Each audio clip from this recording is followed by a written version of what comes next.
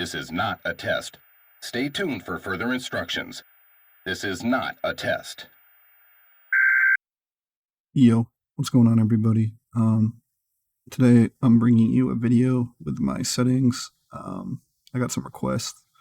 So this is my mouse. It's a Logitech G305 wireless. I normally use 125 hertz down there in the pulling rate, but I'm testing 1000 right now for something. But yeah, that's just my mouse. Doesn't really matter. Now in-game settings. So this is kind of complex because I play on a really high DPI / sensitivity, so my CM per 360 is like really fucking high, or low, I guess. It's like a 16, I think. But yeah, so I don't recommend copying my settings necessarily for sensitivity, because I believe that is something that is personal preference. I kind of don't go over any of these settings here. These are just whatever. Again, they're personal preference. There's one thing I really want to show you and really stress is there is a setting. It's going to come up here in a second. I'm recording over this recording, so just waiting for it. But there's a setting that allows you to have no recoil, like visual recoil almost, which is extremely important, I think. And there's a lot of like controversy around it, if it actually does anything. And it 100% does, I can tell you that.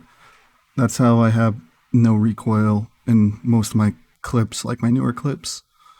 But yeah, I have everything set to low though on this, and then I'm running at 3080. So my graphics card is good. Okay, so my field of view is max. So this is where the recoil thing is. So I used to play on independent, but I switched to affected. Sorry.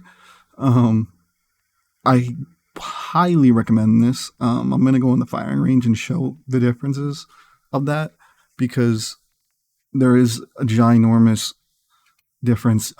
Yes, it is only visual recoil, but that if you remove as much visual recoil as possible, your overall visual and recoil control in general is just going to be easier. You don't. So this is, I think, without it, I missed it. I'm going to be honest. I wasn't looking at the recording. Let's see. I think that was without it. Yeah, so I was independent. Affected, though, has a lot less visual recoil. This is without me pulling down or anything. So that is both of them. And then I think right here I control it a little bit. It's basically just beaming in one spot. And I kind of fuck up here. I'm just trying to show the vision. There's just less visual recoil, so just less shit on your screen. Your gun's not kicking to the sky, but it's also not going to help, like, necessarily. It's not going to give you any. It's not like literally like no recoil, but I can't explain it. So it's not going to shoot in a straight line. You still have to pull down, but you'll be able to beam people across the map. Way easier.